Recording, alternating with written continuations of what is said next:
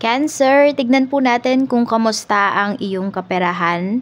I'm sending you positive energies. Pasensya na po kayo at nagtagal itong reading ninyo kasi hindi ko talaga kaya last week na gawin, So, tignan natin. Sabi ko naman po sa inyo, pag meron lang talaga akong energy tsaka ako nagvi-video. Ayoko din kasing ipasa sa inyo yung yung bigat na nararamdaman ko, 'di ba? Kaya ayan po. So, tignan natin past situations in terms of your finances. Kung hindi pa po pala kayo nakaka-subscribe dito sa ating channel, please subscribe na po kayo and pa-like na din po ng ating video. At sa mga nais po mag-avail ng ating private readings, ng ating Evil Eye Amulet, ng ating Pierce Bracelet, makikita nyo po yung link sa description box.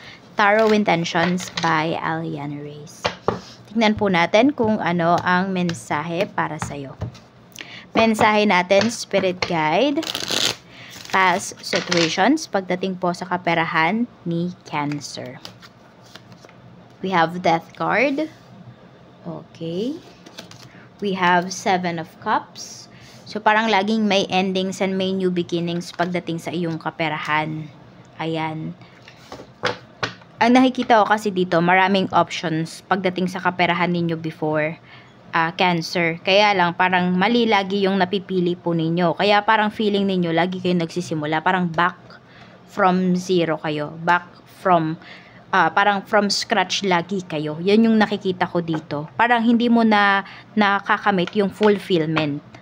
Oo, yung iba sa inyo. Meron naman dito, yan, dahil sa dami ng options, dami ng opportunities sa life ninyo, is, ayan po, ramdam nyo talaga na sobrang blessed po kayo.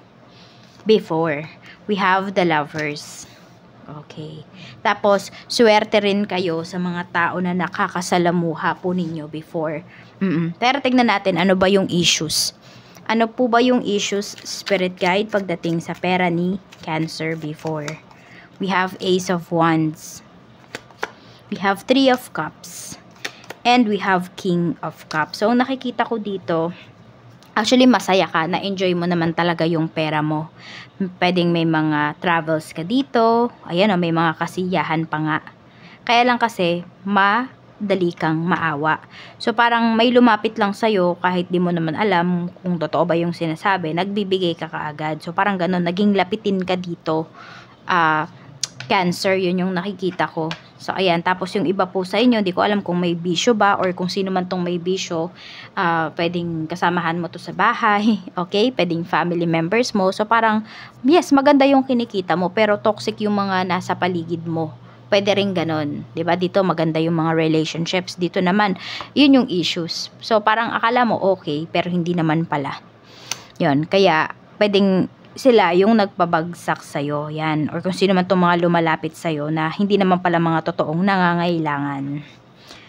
Tignan natin. Basta yun, nakita ko dito, malambot kasi yung puso mo. Madali kang, sabi natin, madali kang i-persuade. Kaya may mga nag-persuade talaga sa'yo dito. May mga nag-take advantage talaga sa'yo. Tignan natin kung ano pa yung mensahe. Okay. So, mga taong involved, we have Six of Wands. Ito yung mga tao na, yan, mga nakasama mo naman talaga sila. Pwedeng, nakasama mo nga yung mga taong to sa parang sa hirap at ginhawa. Pero nung naghirap ulit, tipong ganun, biglang nawala na lang. So, pwedeng ito ay meron kang ilang mga family members, mga relatives, mga friends, ayan po. Sila yan, yung mga taong involved dito. Tignan natin. Okay, kamusta ba ang kaperahan mo ngayon? Kamusta po ang kaperahan ngayon ni Aquarius? We have Five of Pentacles. So, ayan po yung iba sa inyo. Still, from these losses, hindi pa rin kayo nakaka-recover. Pwede nga na meron pa kayo ditong mga bayarin. Aquarius ba yung sinabi ko? This is for you, Cancer, okay? So, pasensya na kayo kung mabanggit ko man dito si Aquarius kasi pwede nyo iba sa inyo. Meron kayong Aquarius sa inyong big 3. So, tignan nyo din po yun. Kaya lang, ang mas pinakadahilan talaga niyan ay kakatapos ko lang basahan si Aquarius ng ating kaperahan reading. Kaya pwedeng, ayan, medyo magkasunod yung energy po ninyo. So, ayan, Cancer, tignan natin. So, Five of Pentacles, Nine of Pentacles. Baka may magsasanla dito ngayon. Wheel of Fortune. Okay, parang meron kayong investment dito or parang may pinag-iipunan kayo, may gusto kayong i-invest. Yan, kaya lang kasi parang kulang pa kayo sa puhunan. Yun yung nakikita ko dito. So, hindi pa ganun ka-stable yung inyong kaperahan ngayon. Okay, dito naramdaman mo talaga yung pagiging stable eh. Pero ngayon kasi dito, yes, you have money, pero hindi siya ganun ka-stable. Pwedeng may mga ano din dito. Yung iba po sa inyo, Cancer, may mga biglaang kayong, parang sabihin natin, kung tumatayaman po kayo sa kung saan man, bigla kayong nananalo, ganun-ganun lang. Okay, parang pasulpot-sulpot lang yung pera dito. Yan. Yes, you have a stable money naman, pero may pasulpot-sulpot na yung biglaang pera. Tignan natin. Okay. Issues, weakness po ngayon. We have Ace of Cups. Mabait ka pa rin. Ayan, mabait ka pa rin, Cancer. Yun yung pinapakita dito. Parang hindi ka pa rin natututo. Ayun yung pinapakita. Siguro, yes, may mga taong ang, di ba, lumayo nga sa'yo, siguro, nung nawalan ka ulit. Pero, yun, yung mga natira, talagang, sabi natin, sige, friends mo naman kasi talaga sila, or talagang hindi ka nila iniwan. Pero, ayun, pwedeng malambot pa rin talaga yung puso mo. So, parang yun pa rin yung weakness mo, at alam pa rin nila yung weakness mo. We have Page of Swords, okay? So, medyo mag-ingat ka sa isang tao. Ayan nga, pwede nga, ito si Aquarius, Libra, or Gemini, na mas bata po sa'yo. Cancer, basta mas bata sa'yo na air signs. Yun, medyo mag-iingat ka doon. Tignan natin, okay, so pwede dito na, pwedeng pamangkin mo, ganyan, basta someone na parang close kayo. Pero, yun pala, kaya ka lang kina-close kasi may kailangan sa'yo. Tignan natin, okay, Spirit Guide, ano pa po? Any pagkakakitaan, tignan natin. Pagkakakitaan na pwedeng magpaunlad sa'yo, tignan natin kung ano yun. We have Queen of Wands. Una, mag-manifest ka daw muna. Okay, i-manifest mo muna. And, sinasabi rin sa'yo dito kung ano talaga yung gusto mo.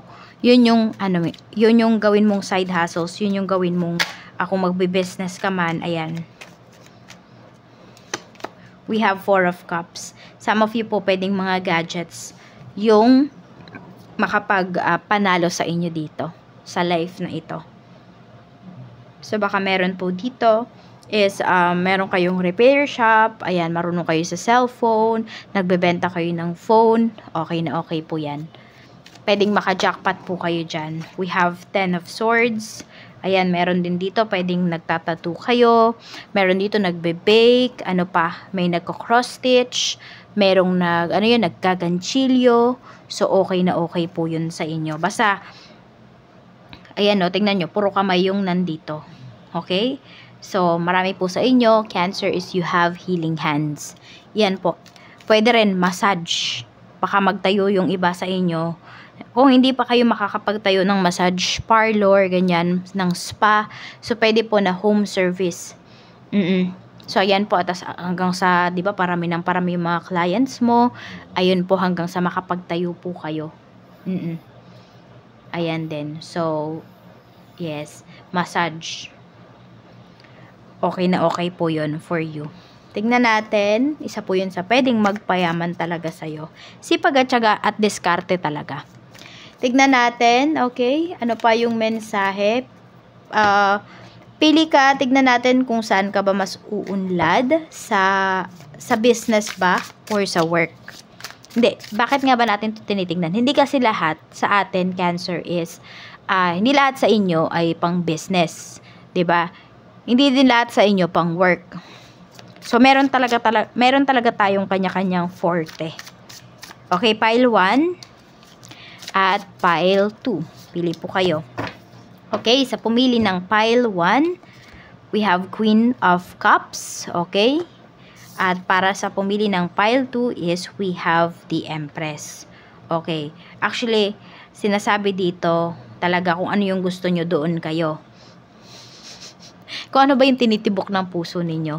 Okay? Pwede po si the Empress kasi, pwede siyang pang business. Pwede rin kasi siyang pang work. Okay, si Queen of Cups naman, ayan, mas more nakikita ko dito pang work. Bakit? Yes, you have puso, you have the puso, ano, lahat naman tayo may puso. I mean, mabait ka. Yun nga baka ma-take advantage ka kasi dito.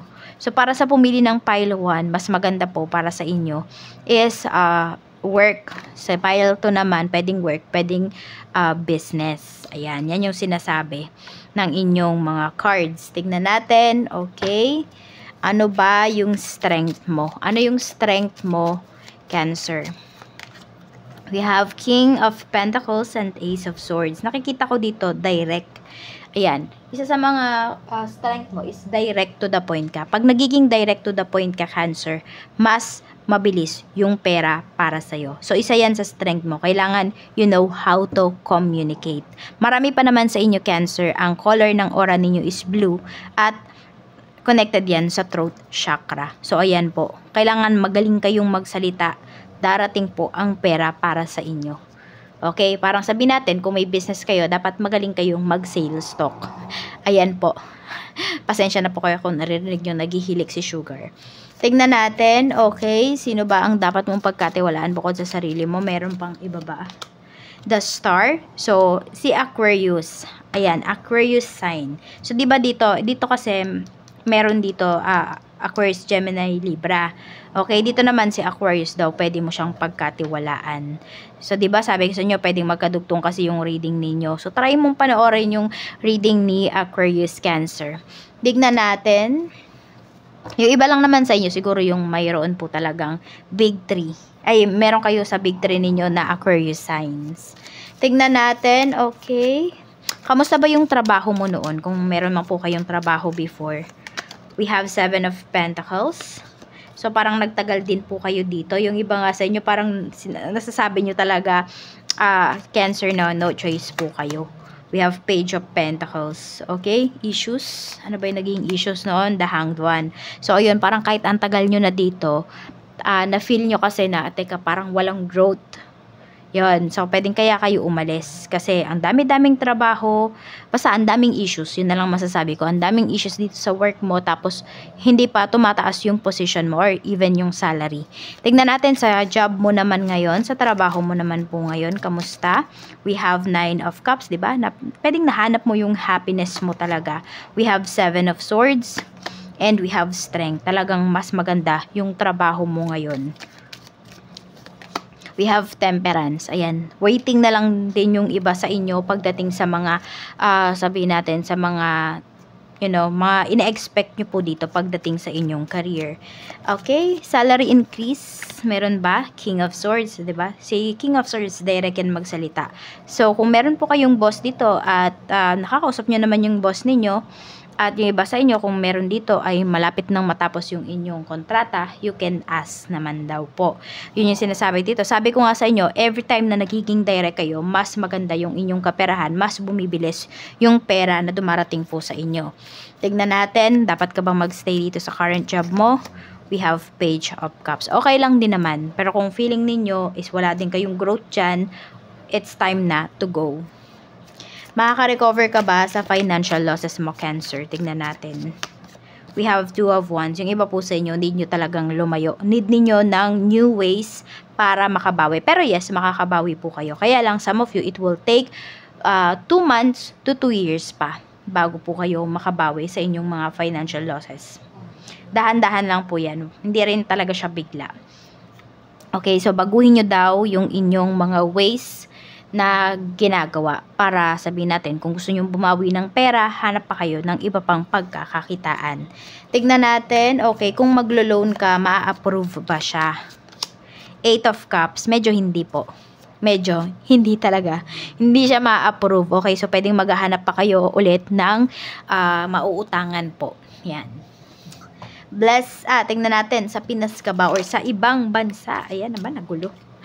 Ay, sa Pinas ka ba or sa ibang bansa ka? Tignan na nga lang natin. Okay? Pile 1, pili po kayo. Pile 1 or pile 2? Sa ibang bansa ba or dito lang sa Pinas? Tignan natin. Pile 1, Spirit Guide. Okay, si pile 2. Cancer, tignan natin. Okay, pile 1, sa Pinas ba or sa abroad? 7 of Pentacles. And we have the Emperor. Okay. So, yung iba po sa inyo, si pile 1, pumili ng pile 1, nakikita ko naman dito ay sa ibang bansa. Dito naman, si The Emperor dito sa Pinas. Okay? So, ayan po. At tingnan naman natin kung ano ba yung blessings na paparating. Spirit guide, blessings po na paparating for Cancer. Sex, kiss, hug, face, and embrace all parts of yourself. So, kailangan nyo munang tanggapin yung inyong sarili. Yung mga flaws ninyo, yung mga features ninyo. Okay? We have airplane. Yan. Kasi pwedeng pupunta po yung iba sa inyo sa ibang bansa at sarili nyo lang talaga yung mapagkakatiwalaan ninyo as of this time. Sarili nyo lang talaga yung tutulong sa inyo. Kaya mahalin nyo yung inyong sarili. We have color. Okay, meron naman dito, pwede po na mag-vacation kayo sa ibang bansa. Meron din dito, pwedeng for leisure, pero mas more on, pwedeng pang work po ito. Kaya kayo sasakay ng plane. Kaya may pag-travel dito na pinapakita. Okay? Or any travel man po ito, kung saan man po kayo pupunta, pwede po na maging pera yan. Basta i-express nyo daw yung inyong sarili. Sabi sa'yo dito, express your true feelings. So, totoo talaga yung sinasabi dito. Pag nagsasabi ka ng direkta din yung pasok ng pera sa'yo. Yung dating ng pera sa'yo. Cancer. Tignan natin ano pa yung mensahe. Spirit guide, mensahe pa po natin for Cancer. Mensahe pa po natin for Cancer, Spirit Guide, pagdating sa kaperahan. We have bright ideas.